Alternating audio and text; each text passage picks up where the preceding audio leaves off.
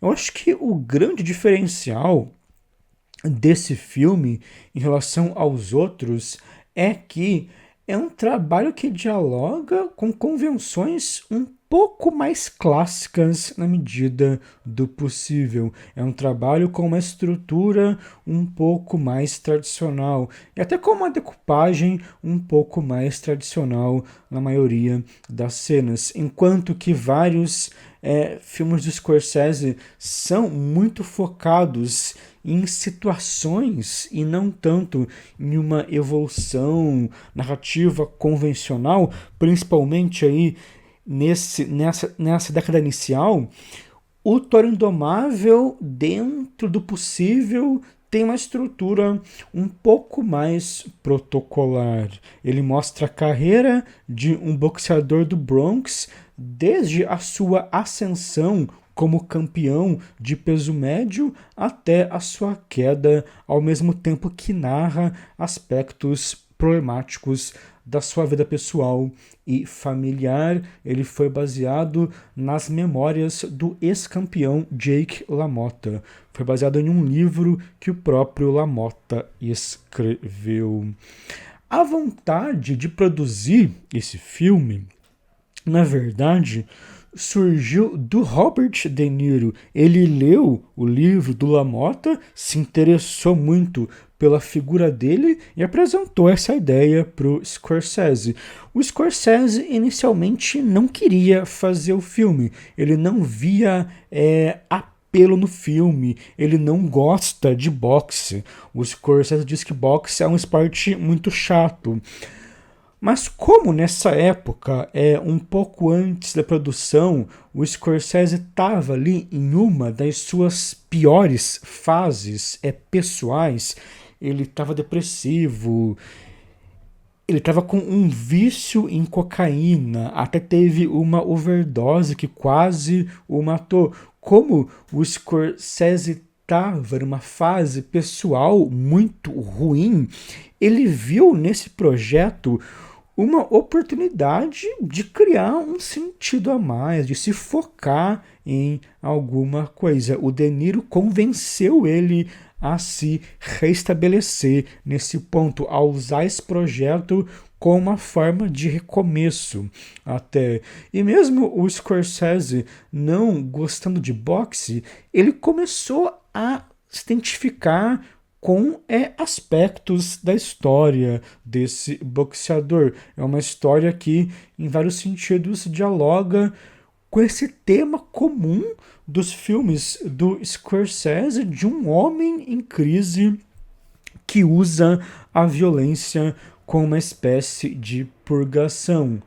O roteiro passou por várias fases. O Paul Schrader reescreveu o roteiro do Mardik Martin, depois o De Niro e o Scorsese também fizeram uma versão final do roteiro, mas de toda forma, desde ali a concepção do projeto existia esse interesse muito forte por um lado mais intimista do LaMotta, pelo seu lado problemático. O interesse do Scorsese estava mais nisso do que nas lutas propriamente, ou do que no esporte propriamente. E quando você vê o filme, você percebe isso. Ele tem uma estrutura que dá atenção muito mais para esse lado pessoal e dramático do que para as lutas.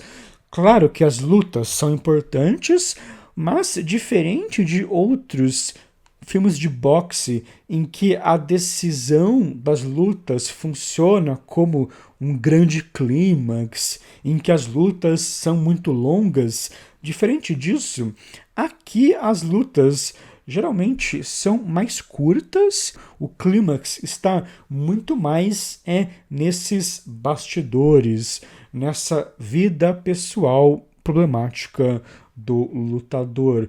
Por exemplo, a luta em que o LaMotta ganha o prêmio, o título dos médios, dura 2 minutos no filme, porém A cena anterior à luta deles no quarto de hotel com a esposa, com o irmão, é uma cena relativamente longa em que existe toda uma tensão, tanto no sentido da relação do LaMotta com a sua esposa e aquele núcleo, como também com a máfia que tornou a luta possível. Então é interessante como todo o filme se estrutura nisso. O espetáculo, entre aspas, está ali no drama, está mais naquele ambiente cotidiano, o clímax está mais ali naquele ambiente da rotina, naquele ambiente da família,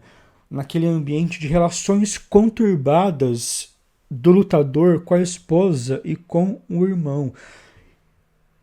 O drama está muito mais nessas tensões pessoais do que nas lutas propriamente. As lutas funcionam mais como uma purgação, um desabafo de tudo o que o personagem passava nesses momentos. Ele tinha, por exemplo, um ciúmes doentio da mulher. Em uma cena, ela diz que um dos oponentes que ele irá enfrentar tem uma boa aparência. O LaMotta fica obcecado por isso, fica ainda mais ciumento, isso o perturba por vários momentos, e aí quando ele vai lutar com esse cara, ele arrebenta o cara em poucos segundos e faz questão de acertar o seu rosto várias vezes. Então é uma estrutura que funciona muito nessa lógica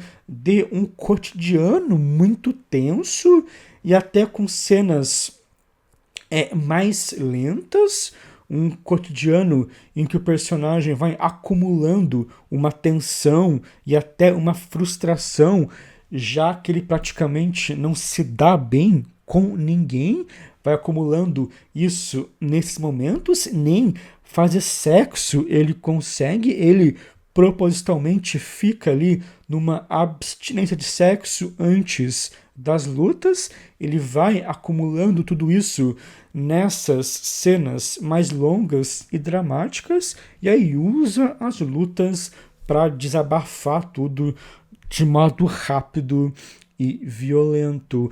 E assim como nos outros filmes do Scorsese, é um personagem que sofre devido a essa visão muito individualista de tudo. É um personagem até mais fechado do que os outros do Scorsese, mas encontra um modo bastante violento de se manifestar e acaba passando de um limite crucial quando agride o próprio irmão e a própria esposa. O ringue nem sempre é suficiente para ele, ele acaba agredindo as pessoas à sua volta.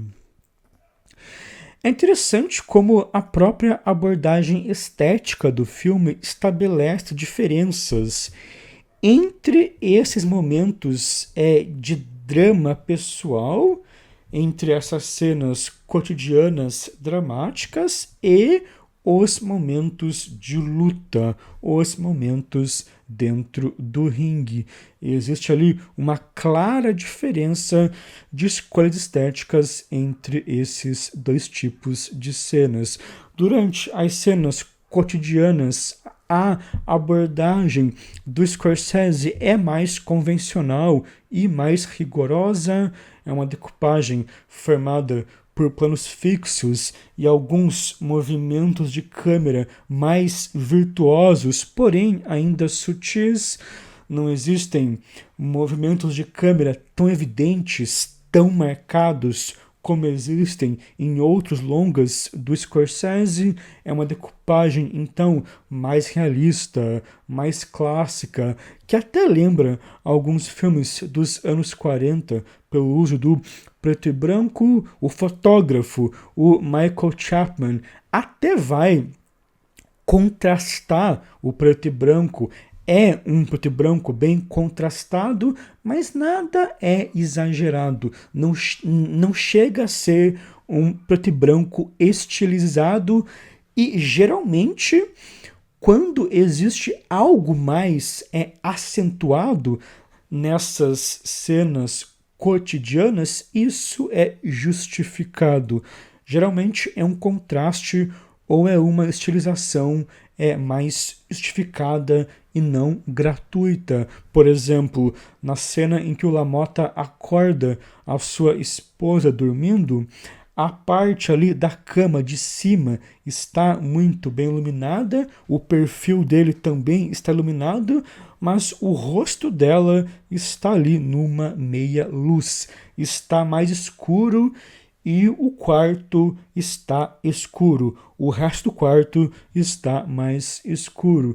É então uma cena com uma luz muito recortada, uma luz muito bem desenhada, mas que reforça esse lugar de poder dele sobre ela, já que é a sombra do LaMotta que deixa o rosto da sua esposa no escuro. Então é uma luz, sim, muito bem pensada, muito bem desenhada, mas que se adequa totalmente à situação dramática. Nunca é uma estilização gratuita, pelo menos nessas cenas cotidianas.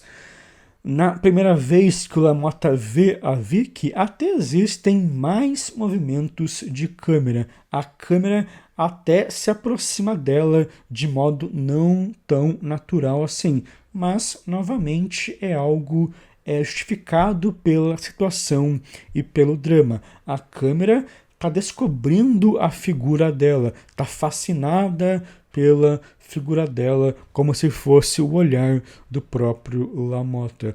Não é, por exemplo, como no After Hours, em que o Scorsese faz ali uma dolly-in na Rosanna Arquette, meio que do nada e sem motivo aparente, ou pelo menos a partir de um motivo ali mais misterioso. Aqui não.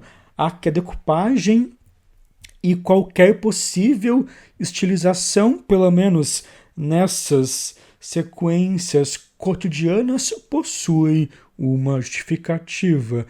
Ela segue uma abordagem mais clássica e mais convencional. Já nas cenas de luta, nas cenas nos ringues, acontece justamente o oposto. Naquelas cenas, o Scorsese e o Chapman vão sim para um lado mais exagerado, para um lado mais estilizado, para um lado mais visceral, até para um lado mais gratuito, entre aspas. A câmera está mais livre e possui movimentos caóticos, como se fosse a visão de um boxeador ali dentro. Os planos são mais claustrofóbicos. A montagem usa mais efeitos, usa frames estáticos, usa slow motion. O Scorsese enche o ringue de fumaça, usa a fumaça para estilizar tudo ainda mais, para deixar o foco mais instável, para deixar a imagem mais distorcida, usa o slow para evidenciar ainda mais a violência, mostra detalhes do sangue jorrando, mostra os caras caindo desmaiados. Então existe uma diferença clara entre a abordagem estética das cenas cotidianas, que é mais clássica e realista, e a abordagem das lutas, que é a abordagem mais maneirista, mais sensorial e quase experimental até. Ele faz isso tanto para ilustrar esse momento de tensão e violência que é uma luta de boxe. Em várias cenas, a câmera inclusive atua como se fosse o ponto de vista de um lutador, então ele quis mesmo essa câmera ali dentro do ringue que captasse detalhes mais viscerais daquela violência. Ele faz isso tanto para ilustrar essa violência de modo mais extremo, como também para representar sensorialmente essa purgação do LaMotta, esse lugar do ringue como um lugar em que ele extravasa aspectos que ele reprime, como ele é uma pessoa fechada, que não demonstra sentimentos e se expressa apenas pela agressividade.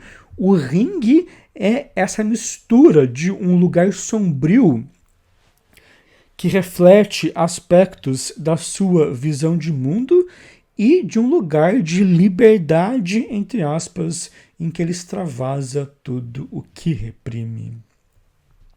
Mesmo quando ele perde as lutas, mesmo quando ele apanha, parece que o ringue se torna um lugar que ele usa para se castigar, para pagar pelos seus pecados. Em uma das últimas lutas com o Sugar Ray Robinson, ele se recusa a cair e o Robinson arrebenta ele inteiro. Você vê o sangue espirrando, você escuta gritos distorcidos ao fundo. É uma cena quase masoquista, é um sacrifício consciente, além do ringue funcionar como esse lugar em que ele expressa a sua raiva, é o lugar também quase que de um alto flagelo consciente, de uma penitência religiosa em algum sentido. O ringue é uma espécie de dimensão espiritual, dimensão psíquica e sensorial que a abordagem com a câmera e com a montagem evidenciam muito bem esse aspecto irreal.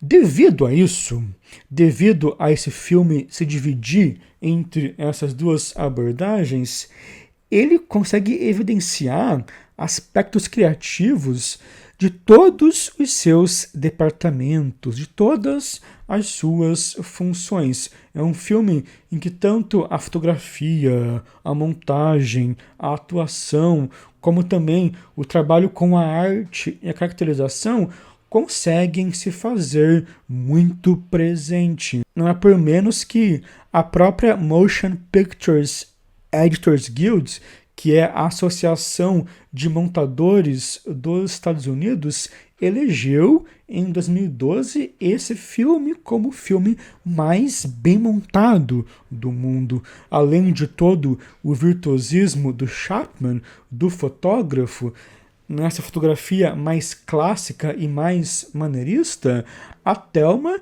Schoonmaker também lida muito bem com essa dualidade, com essa montagem mais convencional, entre aspas, das cenas cotidianas, uma montagem que cria elipses e cria um ritmo de tensão muito bom em tais momentos, como também com essa montagem mais experimental nas cenas de luta, que vai explorar todo um lado mais sensorial. E é uma montagem que, apesar de ser experimental naquelas cenas, nunca nos deslocaliza da ação. Eu até falei sobre isso quando comentei sobre algumas cenas experimentais do After Hours, né? A edição vai brincar com a imagem, mas nunca vai deslocalizar o espectador. Você vai sempre entender o que rola na cena, apesar dela ser mais experimental. É um longa que também deu muito espaço para o elenco. O De Niro passou por uma transformação física extrema, tanto no sentido de conseguir lutar, como também de engordar no final e de entregar, claro, uma atuação bastante densa. O Joe Pesci está muito bem. Esse, inclusive, foi o trabalho que tornou ele, de fato, mais famoso. Foi o primeiro longa da Cathy Moriarty. ela representa muito bem essa fragilidade que convive diariamente com a violência. Chega um ponto ali em que ela está com um medo constante e você nota isso só pelo olhar dela, só pelo modo em que ela se porta. Me parece, então, que tanto pelo filme ter essa abordagem mais clássica, como por ter esses momentos mais experimentais, ele oferece espaço para que toda essa cadeia criativa se faça presente. E não são todos os filmes do Scorsese dessa época que oferecem isso. O próprio Rei da Comédia, por exemplo, que ele fez logo após esse filme, é um trabalho muito mais focado na performance. É um trabalho, claro, com a montagem muito boa, com uma fotografia também muito boa, mas ele possui cenas longas, possui poucas elipses, possui uma montagem mais simples, entre aspas, e possui também uma decupagem mais convencional, com planos abertos que priorizam a presença performática do De Niro e do Jerry Lewis. Não é como esse filme em que tanto a montagem, a fotografia, a atuação tem a chance de se impor mais.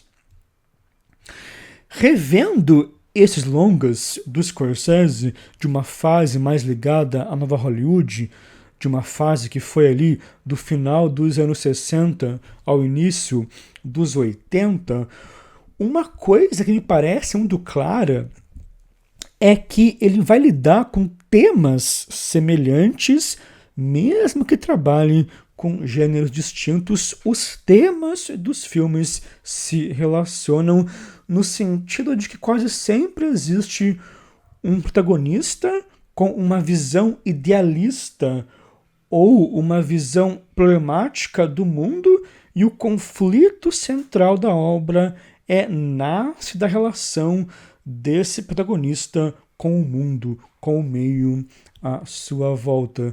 Então, quase todos os filmes dessa fase, independente do gênero, partem um pouco dessa ideia, desse tema. Porém, o processo dos filmes, a abordagem dele irá sim variar. São filmes com temas semelhantes, mas processos distintos. Acho que isso é o mais interessante.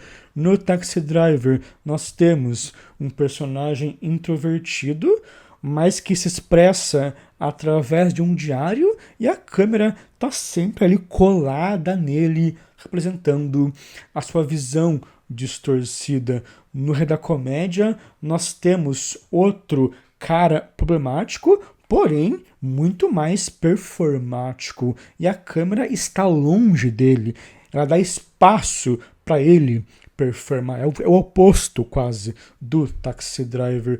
Aqui no Toro Indomável, o cara também é muito fechado, e nós temos essa direção mais clássica em preto e branco, que também mostra aquela realidade de maneira distante, porém durante as lutas aí sim se aproxima dele para revelar esse outro lado. E no After Hours o personagem não é fechado, mas é apagado, é desmasculinizado. Ainda assim, o conflito nasce da relação conturbada dele com o meio, e a decupagem vai propor uma coisa que fica entre o clássico e o moderno. Não é uma decupagem intimista como o Taxi Driver, mas também não é distante como no Rei da Comédia. É uma decupagem que brinca com o seu meio a partir de um equilíbrio. E em filmes como Caminhos Perigosos e Quem Bate a Minha Porta, nós temos praticamente o mesmo personagem, que é um jovem católico em crise, que está crescendo ali em uma cidade moderna, mas a abordagem já é mais crua e moderna. já remete mais ao Cassavetes, remete mais à Nouvelle Vague, remete mais a movimentos modernos europeus. Então, é interessante como o Scorsese propõe abordagens distintas, mas nunca perde uma unidade. E muito provavelmente isso rola devido à própria formação dele como cinéfilo e como grande estudioso, né? O Scorsese é um dos cineastas que mais entende de cinema. Então, em um trabalho, ele vai para um lado mais Nouvelle Vague, enquanto que em outro ele vai para um lado mais de filmes clássicos de boxe dos anos 40. Ele propõe abordagens distintas e consegue ser bom nisso devido a toda essa formação. Eu acho que depois dos anos 90, ele até vai conservar, sim, algumas experimentações, porém o seu estilo fica um pouco mais estável. Mas nessa fase, que é a fase aqui da nova Hollywood, que é a fase ali do final do moderno, ele claramente experimenta mais e se dá muito bem nisso, porque possui uma boa formação e também porque possui, junto com ele, pessoas tecnicamente muito bem capacitadas, né? O Michael Chapman fotografou esse filme, fotografou o Taxi Driver e alguns outros. O fotógrafo do After Hours foi o Michael Bauhaus,